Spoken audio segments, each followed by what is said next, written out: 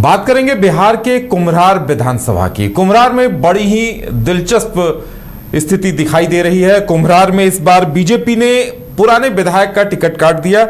जो वहां से सिटिंग विधायक थे उनकी जगह संजय गुप्ता पर भरोसा जताया है बीजेपी ने। वहीं कांग्रेस ने इंद्रदीप चंद्रवंशी को उतारा है। और देखिए वहां जनसुराज के जो प्रोफेसर केसी सिन्हा है वो तीसरा कोण बनाने की कोशिश में लगे हैं। ऐसे में कौन किस पर भारी पड़ता नजर आ रहा है और समीकरण किसके क्या है, ये समझने का प्रयास करेंगे। हमारे साथ हमारे वरिष्ठ सहयोगी राकेश रंजन जी हैं। राकेश जी, कुम्हरार विधानसभा को देखा जाए तो देखिए मुकाबला तो दिलचस्प वहां होता भी है, लेकिन जनसुराज की मौजूदगी इस मुकाबले को और त्रिकोणीय क्या बना पा रही है?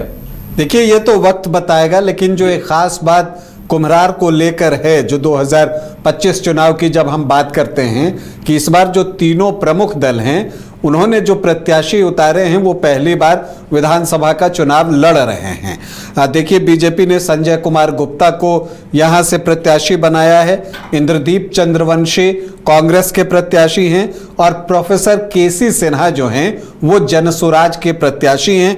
कुल 13 प्रत्याशी कुम्हरार में जो है अपनी चुनावी किस्मत जो है वो आजमा रहे हैं।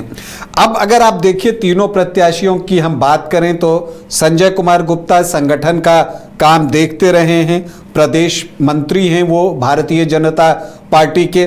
और चूंकि यहां से बीजेपी ने सिटिंग विधायक अरुण कुमार सिन्हा का टिकट काटा है, उनकी आयु की वजह से, उनकी उम्र की वजह से जो है उनका टिकट कटा है, क्योंकि अरुण कुमार सिन्हा यहां जीत की गारंटी बन गए थे। जो कुम्हरार जिसका कि गठन 2008-9 परिसीमन के अनुसार हुआ और 2010 में यहां पहला चुनाव हुआ, तब से जो तीनों चुनाव हुए हैं उसमें अरुण कुमार सिन्हा ही बीजेपी के प्रत्याशी रहे और तीनों ही बार वो चुनाव जीते हैं।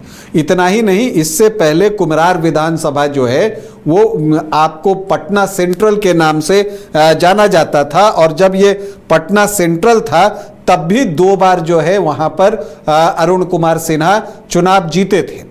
तो कुल 5 बार के वो विधायक थे, लेकिन उम्र की वजह से उनका टिकट कटा और फिर उनको उन्होंने ग्रेसफुली स्वीकार भी किया है। और अब जो है यहाँ से संजय कुमार गुप्ता चुनावी मैदान में उतरे। पार्टी के संगठन में अब तक उन्होंने काम किया है, तो एक संगठन में काम करने वाले व्यक्ति को बीजेपी ने टिकट दिया है। दूसरी तरफ अगर आप इंद्रदीप चंद्रवंशी की बात करें तो वो कुछ दिनों पहले तक बीजेपी में थे, अब कांग्रेस में हैं। वो पटना नगर निगम के पार्षद हैं और 2 बार से वार्ड संख्या 48 के पार्षद रहे हैं। तो इंद्रदीप चंद्रवंशी यहां पर कांग्रेस के प्रत्याशी हैं और फिर जनसुराज ने प्रोफेसर केसी सिन्हा को चुनावी मैदान में उतारा है। ये आपको गणित के प्रोफेसर कह लीजिए, गणित पर इन्होंने कई किताबें लिखी हैं और जो हायर क्लासेस में पढ़ाई जाती हैं, कई स्टूडेंट्स इनकी किताबों को पढ़कर जो है उन्होंने अपनी पढ़ाई पूरी की है। और इसके अलावा देखिए तो ये जो हैं वाइस चांसलर भी रहे हैं, वीर कुंवर सिंह यूनिवर्सिटी के जो है ये वाइस चांसलर भी रहे हैं। तो शिक्षाविद कह लीजिए और गणित के माहिर कहे जाते हैं। अब इस चुनावी गणित में वो कहाँ फिट बैठते हैं और चुनावी गणित में जो वोटों का हिसाब किताब होता है उसमें वो कितने वोट अपने स्कूल बैग में डाल पाते हैं, ये देखना दिलचस्प होगा। क्योंकि देखिए कुम्हरार जो है वो बीजेपी का गढ़ है, आप किला भी कह लीजिए। तो यहां पर बीजेपी बहुत मजबूत स्थिति में है। जैसा कि आप जो रिकॉर्ड्स कहते हैं, जो पिछले 3 चुनाव हुए तीनों में बीजेपी को जीत मिली है। जब ये पटना सेंट्रल की सीट थी, कुम्हरार की सीट 1977 में, तब यहां पहला चुनाव हुआ था, तो 8 चुनाव उस वक्त हुए थे और 3 आप कुम्हरार के जोड़ लीजिए तो जो 11 चुनाव हुए हैं उसमें 9 बार जो है बीजेपी ही चुनाव जीती है। और उसमें एक बार जनता पार्टी और फिर एक बार जो है कांग्रेस जो है यहां से जीतने में कामयाब हुई है। बाकी 9 बार जो है यहां कमल का फूल ही खिला है। और ये जो सीट है, जब ये पटना सेंट्रल की सीट थी तो ये सुशील मोदी की सीट थी। ये वो यहां से 3 बार लगातार चुनाव जीते थे। 90 में, 95 में और 2000 में। और 2005 के फरवरी और अक्टूबर में अरुण कुमार सिन्हा जीते थे और फिर कुम्हरार बना तो फिर अरुण कुमार सिन्हा जीतते रहे, तो लगातार 5 जीत उनके भी नाम था। तो ये सीट जो है बीजेपी का मजबूत किला रहा है। लेकिन जो अभी आप ट्रेंड देखते हैं, अरुण कुमार सिन्हा कायस्थ जाति से थे और इस विधानसभा क्षेत्र में कायस्थ वोटर्स जो हैं वो बहुत अच्छी संख्या में हैं। तो तत्काल कुछ नाराजगी भी लोगों के अंदर जो है वो दिखती है कायस्थों के, कि उनको तो कम ही सीटें मिलती हैं, अब उसमें से भी एक कट गया। तो अब बड़ा सवाल उठता है, इसी को देखते हुए जनसुराज ने प्रोफेसर केसी सिन्हा को चुनावी मैदान में उतारा है ताकि वो कायस्थ वोटों को अपनी तरफ आकर्षित कर सके। तो क्या वो ऐसा कर पाएंगे? देखिए, प्रोफेसर केसी सिन्हा की योग्यता तो ऐसी है कि उसके बारे में कुछ भी बोलने के लिए हम लोग बहुत छोटे हैं, इतने बड़े गणितज्ञ हैं। लेकिन जो एक प्रैक्टिकल प्रॉब्लम आता है कि आप प्रोफेसर होते हैं तो जो आपका संपर्क होता है वो अपने स्टूडेंट से होता है, जो आपके बुक को पढ़ते हैं ये उनको, उनसे आपका, आप कहिए कि एक वो आपके नाम को जानते हैं, ये चीजें होती हैं। लेकिन अब गणित कितने प्रतिशत लोग पढ़ते हैं और बाकी लोग जो हैं उनसे वो कितने जो है परिचित हैं, ये एक मायने रखता है चुनाव में। तो जो केसी सिन्हा के साथ प्रॉब्लम आ सकती है वो है कि उनकी जो सामाजिक उनका जो जीवन है वो किस तरह का रहा है और लोगों से वो कितने संपर्क में रहे हैं, कितने लोग उनके नाम से वाकिफ हैं। तो ऐसे में कायस्थ वोटर्स कितना उधर जाते हैं ये देखना दिलचस्प होगा। और इसके अलावा जो इंद्रदीप चंद्रवंशी हैं उनका भरोसा क्या है? उनका भरोसा है कि MY के जो वोट हैं वो अपने तरफ करें और फिर जो अदर OBC EBC के वोट होते हैं उसको वो अपनी तरफ करें, क्योंकि उनकी संख्या भी यहाँ पर अच्छी खासी है। तो तीनों का अपना गणित है।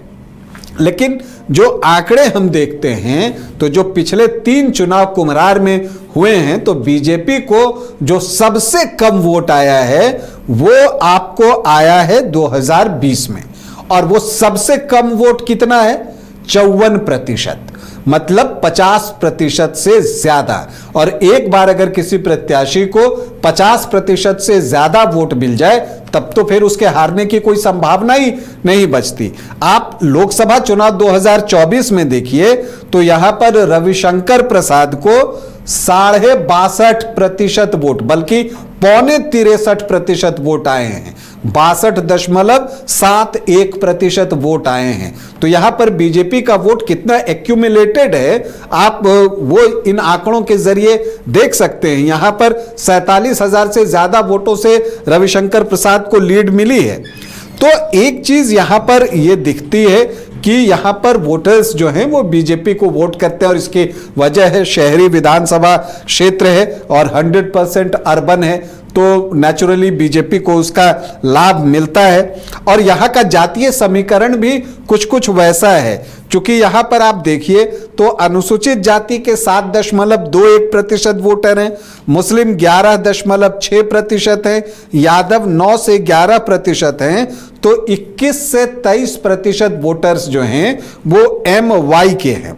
इसके अलावा आप देखें तो यहां पर कायस्थ जो हैं वो 14 से 16% के बीच है। कुछ जो है कहते हैं 20-22% हैं, उनका मानना है कि 1 लाख से ज्यादा कायस्थ यहां पर हैं, तो 14 से 16% कायस्थ मानकर चलिए।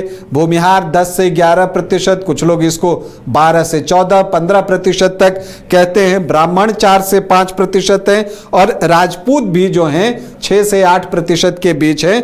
तो और इसके अलावा जो लवकुश के वोट हैं वो भी ठीक ठाक संख्या में हैं, 7 से 9% के बीच में, और जो वैश्य वोटर्स हैं वो 8 से 10% के बीच में हैं। तो जो एनडीए को जो जातियां परंपरागत रूप से वोट करती हैं वो 39 से 41-42% के आसपास पहुंचती हैं, और अदर ओबीसी ईबीसी की अगर हम बात करें तो वो 18 से 20% है।